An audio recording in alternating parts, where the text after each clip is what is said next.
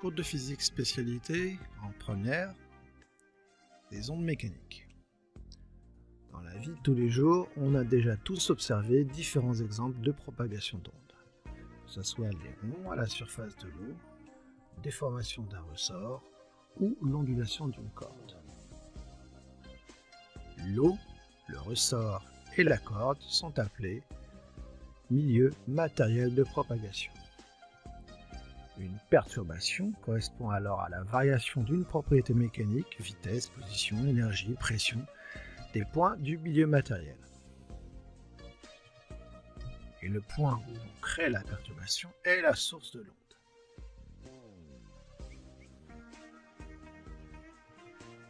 Définition. Une onde mécanique se transmet de proche en proche. Ainsi, si l'on modélise une corde par la succession d'un certain nombre de ces points, ici représentés par des petites billes noires, on considère la source où va partir l'onde ainsi que les 9 premiers points. La source S est mise en mouvement vers le haut et revient à sa position initiale. Elle met en mouvement le point A1 qui va mettre en mouvement le point A2 qui va mettre en mouvement le point A3 et ainsi de suite tout au long de la corde. Une onde progressive est le phénomène de propagation d'une perturbation dans toutes les directions qui lui sont offertes, sans transport de matière mais avec transport d'énergie. Si une seule direction de propagation est possible, comme la corde par exemple, on dit que l'onde est à une dimension. Si deux directions de propagation sont possibles, par exemple pour les ronds à la surface de l'eau, alors l'onde progressive est dite à 2 dimensions.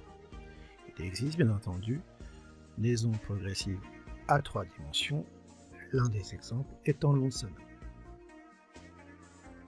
Il existe deux types d'ondes.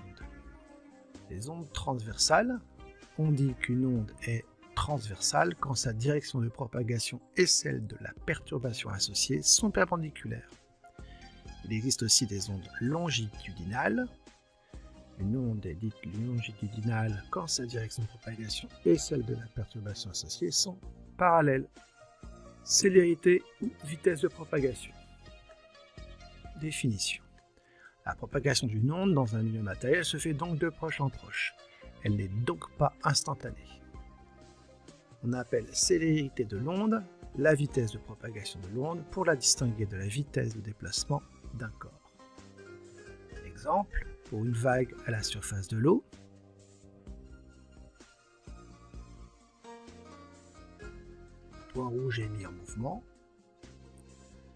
puis le point vert a exactement le même mouvement avec un retard qu'on va appeler τ. Si une perturbation parcourt une distance d pendant la durée τ, qu'on appelle retard, sa célérité v est v égale d sur τ, avec d bien entendu en mètres, τ en secondes et la célérité en mètres par seconde.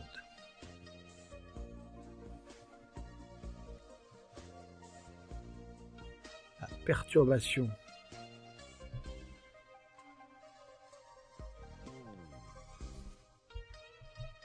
on a donc v égale d sur τ.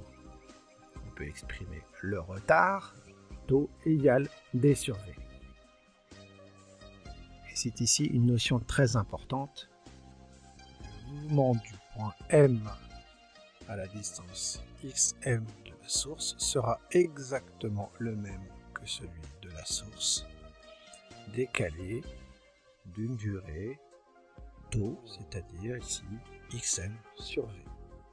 On peut donc écrire que y de m à la date t est égal à y de s à la date t moins xm sur v.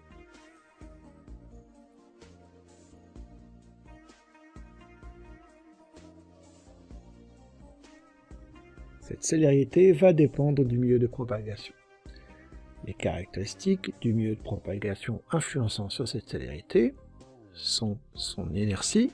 L'inertie d'un corps mesure la résistance que ce corps oppose lorsque l'on cherche à le mettre en mouvement, et plus cette inertie est grande, plus la célérité est faible. Exemple, la ridule qui se propage plus rapidement à la surface de l'eau qu'à la surface du pétrole. Il y a aussi la rigidité ou élasticité, qui représente la résistance que le milieu oppose lorsque l'on cherche à le déformer. La rigidité d'un ressort, mesurée par K, coefficient de raideur, et celle d'un ressort par sa tension T. Plus la rigidité du milieu est grande, plus la célérité est élevée.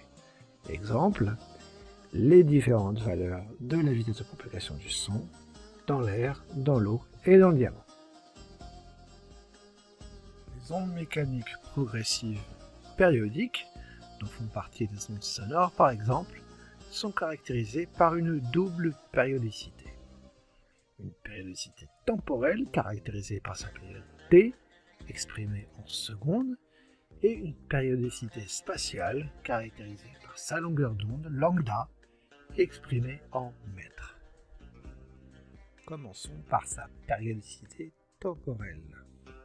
Une onde est périodique lorsque la perturbation est périodique, c'est-à-dire qu'elle se reproduit à l'identique à intervalles de temps égaux. On appelle cette durée caractéristique la période grand T, et on définit alors la fréquence du phénomène F, qui est le nombre de fois que le phénomène se reproduit en une seconde. F et grand T sont reliés par la relation F égale 1 sur T, avec T en secondes et F en Hertz. On a représenté ici la source d'une onde mécanique transversale animée d'un mouvement vertical sinusoïdal. La représentation de l'altitude Y de S en fonction du temps fait clairement apparaître sa période. Sa périodicité spatiale maintenant. On a déjà vu que le point M reproduit le mouvement de la source S avec la même période T, mais avec un retard de D sur T égale tau, ici inférieur à T. Mais si on observe un point M judicieusement placé à une certaine distance de la source, on peut s'apercevoir que l'onde atteint ce point lorsque la source a effectué un cycle complet. Cette distance parcourue par l'onde pendant une durée tau égale à la période T s'appelle la longueur d'onde lambda de l'onde.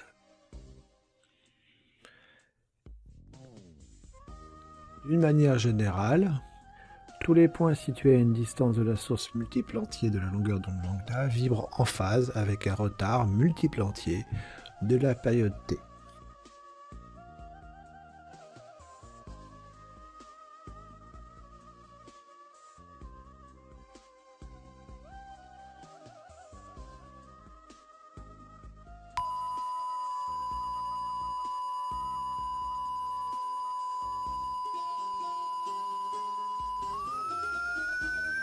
C'est désagréable, hein?